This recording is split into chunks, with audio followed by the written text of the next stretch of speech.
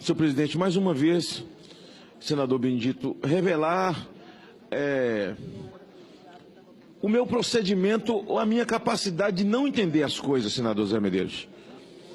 Eu sei que eu sou uma pessoa indouta, de raciocínio lento, eu não consigo fazer leitura rápida das coisas, eu tenho dificuldade de entender e de verbalizar.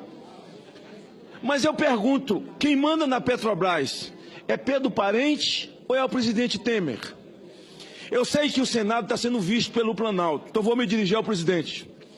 Presidente, Pedro Parente, aliás, minha mãe dizia que parente é má semente. Presidente, o Pedro Parente se tornou persona não grata.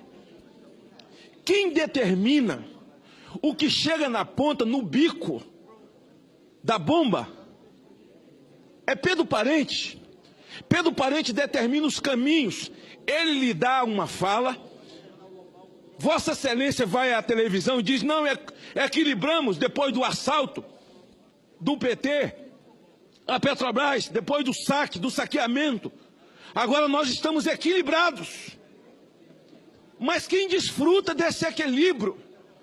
Senhor presidente, Pedro Parente não vai conseguir incutir, senhor presidente, nem Vossa Excelência e nem os seus assessores, na cabeça de milhões de brasileiros que estão nas ruas enfileirados em frente a postos de gasolina e que não conseguem entender como que os nossos vizinhos compram da Petrobras e vendem 1 litro por R$ 1,10 ou R$ 1,20.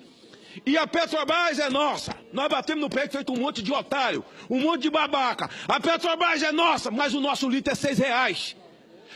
Senhor presidente, eu estava perguntando aqui ao líder do governo, senador Romero Jucá, que é um negociador de sequestro, porque ninguém consegue ser líder de um governo se não tiver essa característica.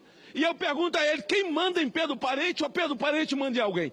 É Pedro Parente que manda em Michel Temer ou Michel Temer manda em Pedro Parente? Há um aviso a se dar à nação. O problema desse país é corrupção, é assalto, é dinheiro roubado, é parar de roubar que pode baixar todas as coisas. É preciso, como se discutiu no Colégio de Líderes, que os governadores sejam chamados para discussão, porque o nosso problema é de carga tributária. O Brasil não tem a maior carga tributária do mundo, é mentira. Na verdade, o poder público é sócio majoritário de quem tem uma empresa. Não é nem carga tributária, ele é o sócio majoritário, ele é o dono. E quem tem a empresa é quem é empregado dele. Mas veja, nessa questão que nós estamos discutindo, a questão dos combustíveis no Brasil, do gás de cozinha, não é mais caminhoneiro, é dona de casa, é hospital, é hotel, onde você tem que cozinhar, está faltando gás. E aí diz, não, mas Pedro Parente não cede. Ei, Pedro Parente é um robô? Ei, Pedro Parente é o quê? É um fantasma? É o que é? Que ninguém alcança esse homem. Quem nomeou Pedro Parente? Quem pariu Pedro Parente? Quem pariu? Quem pariu Pedro Parente? Que embale Pedro Parente.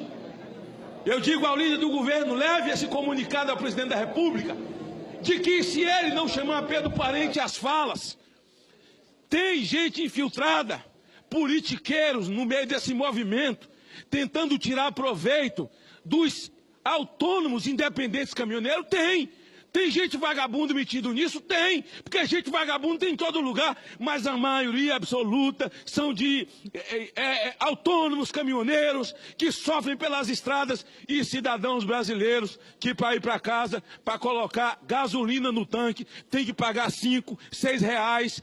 Não tem nem gasolina para pagar 5, 6 reais. É o sujeito que usa o motosserra, é o sujeito que usa um motor, é uma coisa do campo, é o triturador, o cara não pode ligar. Senhor presidente, generalizou-se. Nós estamos vivendo um momento de anomalia profunda. Virou uma mula de 7 cabeças.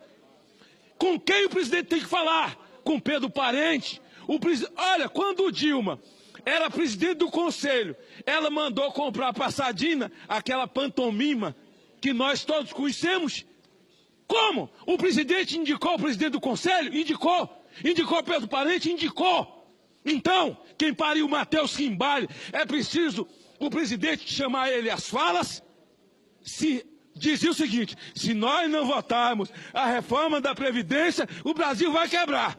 Não votou e o Brasil não quebrou. Se baixar os preços, o Brasil vai quebrar. Mentira! Tem que parar com corrupção. Pode baixar os preços sim, que o Brasil não vai quebrar. E isso é responsabilidade do presidente da República.